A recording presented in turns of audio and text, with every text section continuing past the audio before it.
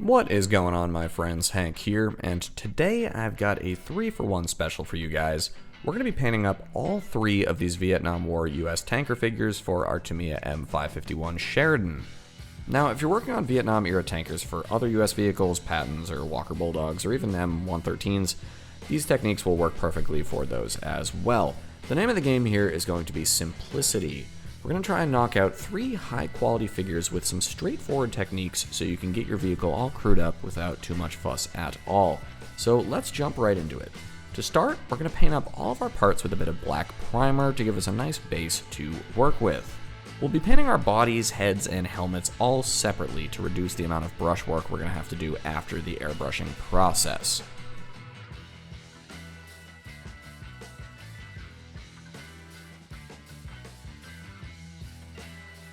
With everything primed up, we're going to start off by spraying all 3 of our figures' bodies with some olive drab light base. Don't worry about overspraying on the figure's skin, weapons, boots, or anything like that. We're going to come back for those in a bit.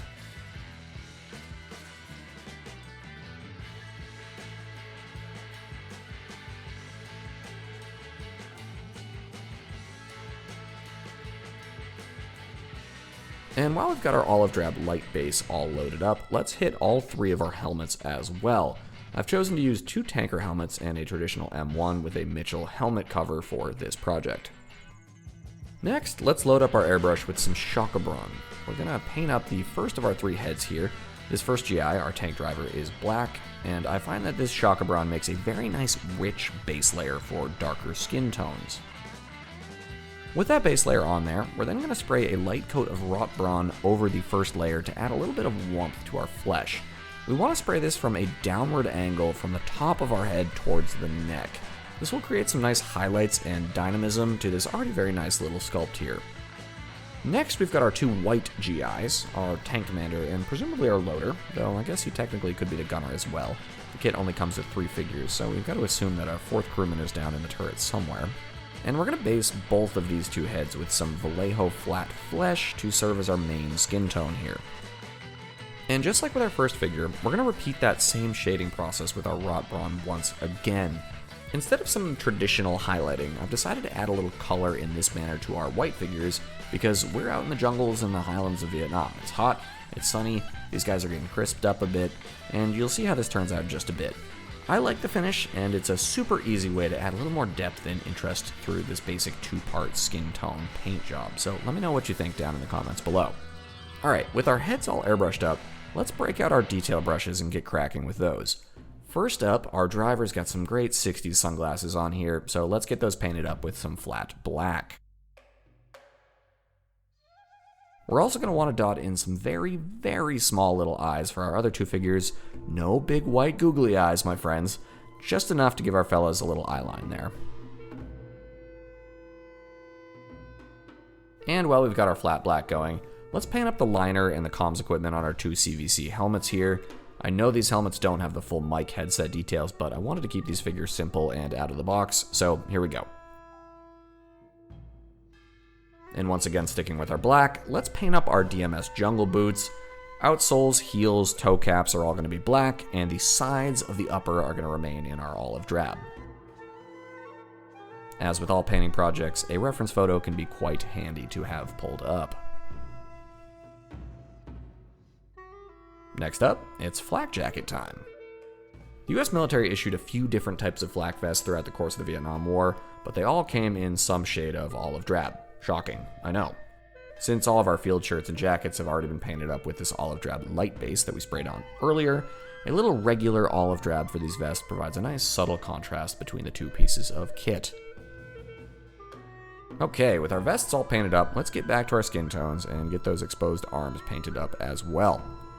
For our driver, we're going to use the same Chocobron we started with on his head and block in both of our arms here. And for our white figures, we're going to do the same thing, but with a bit of Vallejo flat flesh. And then for all 3 figures, we're going to grab a tiny bit of Vallejo rust wash, and we're going to add a bit of warmth and depth to the arms, just like we did with our heads before.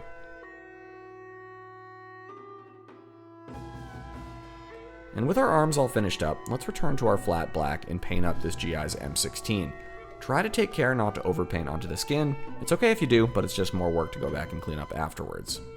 Now let's take a little bit of white aluminum and carefully dry brush that over the receiver, the magazine, carry handle, and the barrel of our weapon here to pop those little details a bit. Alright, up to our M1 helmet. This has that iconic Vietnam era Mitchell cover over the top, so let's try and paint that up here. I will say, my color selection is a little bit cooler and lighter than what you're probably going to see in reference images that you pull up, but this is intentional because once we add our wash in just a bit here, it's going to darken all of this up a decent amount, so we're compensating up front here. Our first batch of squiggles will be in Luftwaffe Camo Green. Now, no real rhyme or reason here, but once again, a reference image can be quite handy for some inspiration. Next, let's add some green gray, a few little lighter splotches on here as well.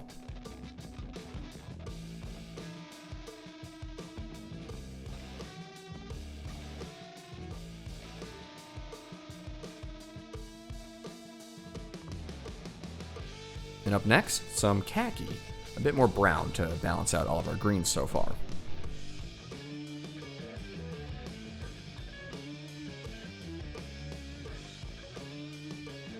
This will be followed by some German camo dark green. Very nice, very nice.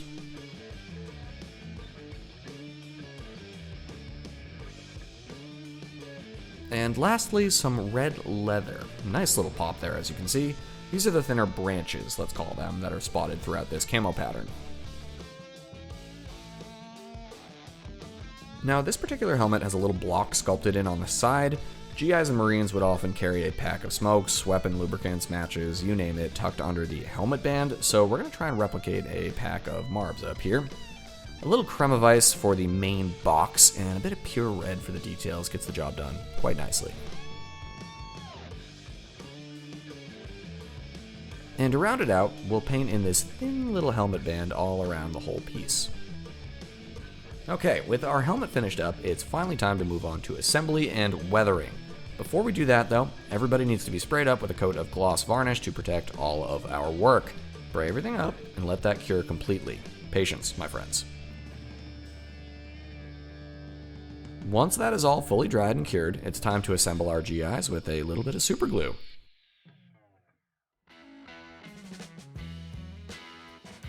And now we're going to weather these fellas up with our tried and true sludge wash technique. Apply a liberal coat of enamel dark wash all over each figure, and then come back with some enamel odorless thinner and remove any excess and encourage the product to flow into all the recesses of our sculpt, accentuating our details and creating some lovely little artificial shadows and grime.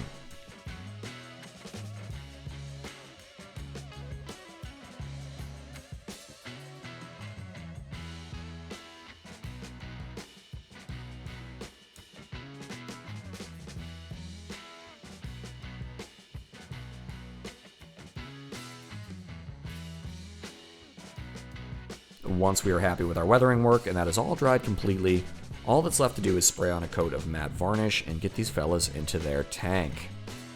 And with that, we've got ourselves a whole bunch of high quality Vietnam War era tankers to add a wonderful touch of authenticity to our M551 here.